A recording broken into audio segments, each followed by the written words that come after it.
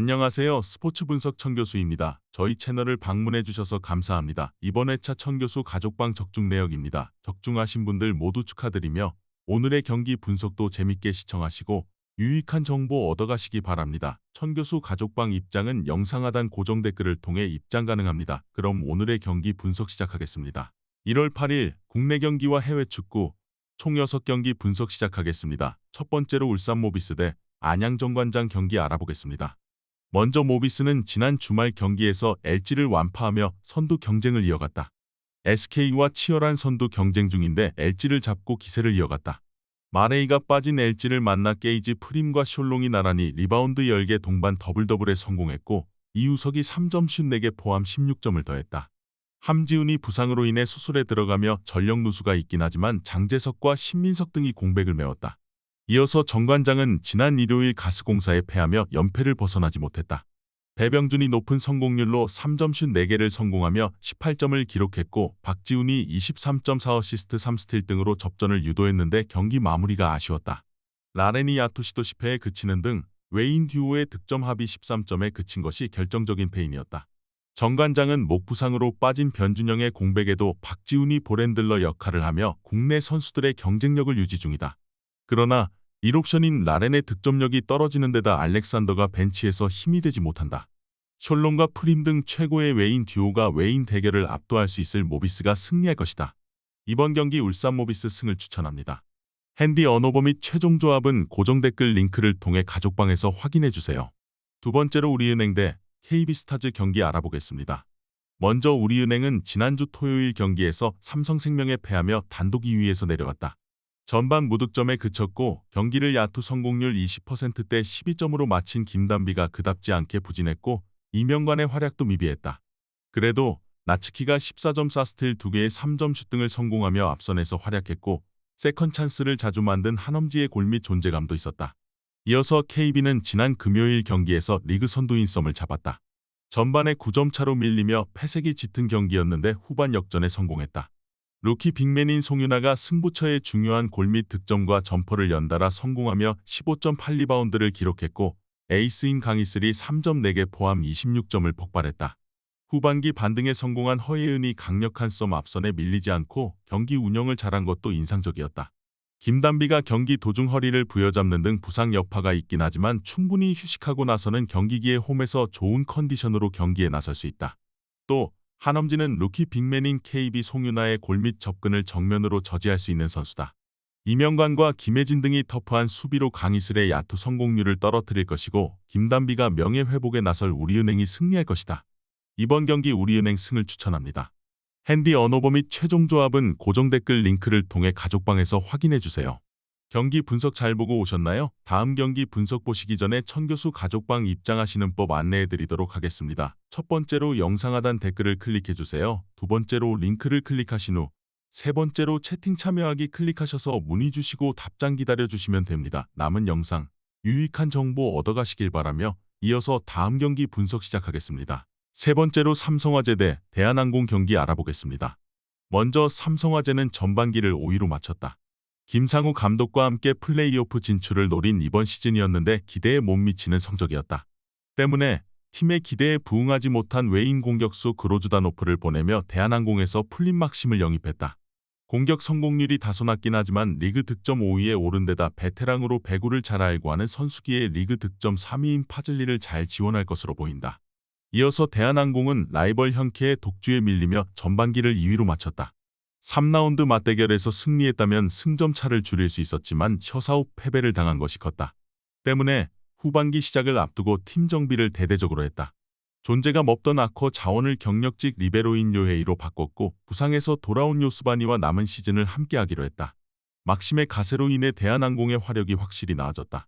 파즐리가 아웃사이드 히터로 포지션을 변경하며 수비 부담이 커졌기에 공격 상황에서 전반기 같은 파괴력을 보여줄지는 의문이다.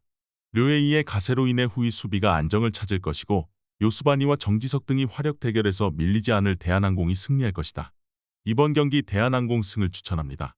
핸디 언어버 및 최종 조합은 고정 댓글 링크를 통해 가족방에서 확인해주세요.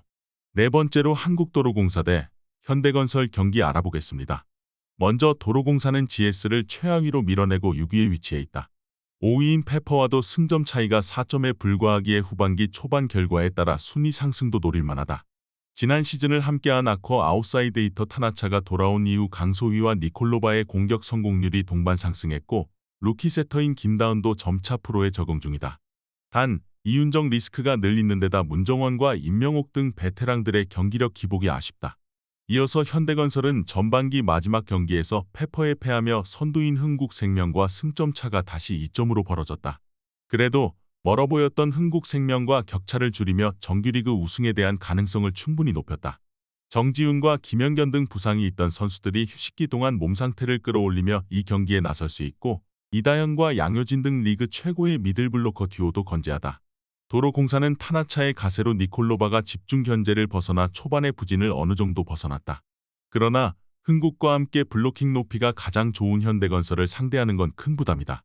김세빈이 루키 시즌의 퍼포먼스를 보이지 못하는 도로공사 상대로 원정팀이 높이의 우위를 확실하게 살리며 휴식기 이후 첫 경기를 승리할 것이다. 이번 경기 현대건설 승을 추천합니다. 핸디 언오버 및 최종 조합은 고정 댓글 링크를 통해 가족방에서 확인해주세요. 경기 분석 잘 보고 오셨나요? 다음 경기 분석 보시기 전에 천교수 가족방 입장하시는 법 안내해드리도록 하겠습니다. 첫 번째로 영상 하단 댓글을 클릭해주세요. 두 번째로 링크를 클릭하신 후 세 번째로 채팅 참여하기 클릭하셔서 문의 주시고 답장 기다려주시면 됩니다. 남은 영상 유익한 정보 얻어가시길 바라며 이어서 다음 경기 분석 시작하겠습니다. 다섯 번째로 빌바오 대 바르셀로나 경기 알아보겠습니다. 먼저 빌바오는 지난 시즌 코파델레이 우승팀으로 사우디에 왔다. 레알과 아틀레티코 등 마드리드 영구의 두 팀과 바르샤 등 세 팀이 고정적이고 한 자리가 바뀌는 슈퍼컵 일정이었는데 당당히 한 자리를 차지했다. 이번 시즌도 라리가 4위를 달리고 있고 코파델레이에서 16강에 진출하는 등 흐름이 좋다. 구르제타를 중심으로 이나키 윌리엄스와 니코 등 공격진들이 시너지를 확실하게 내고 있고 수비는 라리가 최강이다. 이어서 바르샤는 지난 시즌 라리가 준우승팀의 자격으로 슈퍼컵에 나선다. 이번 시즌은 리그 개막 이후 꾸준하게 1위를 유지하다 아틀레티코전 패배를 비롯해 12월 성적 부진으로 인해 3위까지 추락했다. 그래도 휴식기 이후 펼쳐진 코파델레이 32강 원정에서 하브리그 팀인 바바스트로를 완파하며 16강에 진출했다.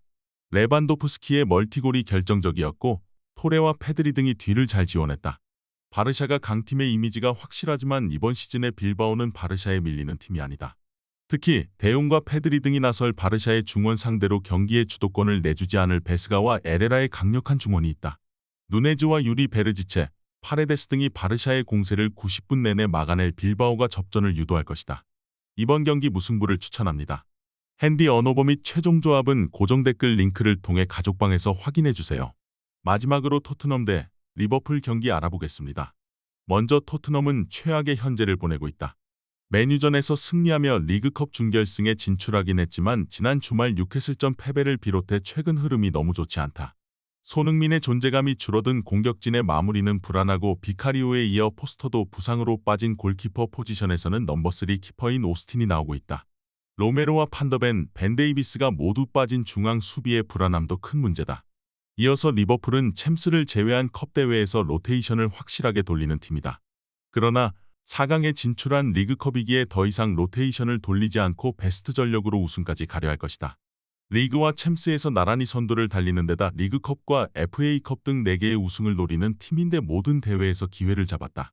살라의 폭발적인 마무리 외에도 흐라벤베흐와 존스가 프리미어리그 최고의 중원을 가동하고 있고 누네스와 디아즈 등 해결할 선수도 즐비하다. 홈앤어웨이 일정으로 펼쳐지는 리그컵이기에 토트넘이 홈에서 라인을 내릴 수 없다.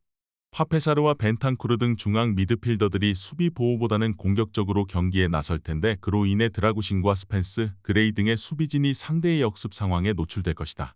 리버풀이 원정에서 펼쳐지는 1차전에서 허약한 상대 수비를 몰아치며 승리할 것이다. 이번 경기 리버풀 승을 추천합니다. 핸디 언오버 및 최종 조합은 고정 댓글 링크를 통해 가족방에서 확인해주세요.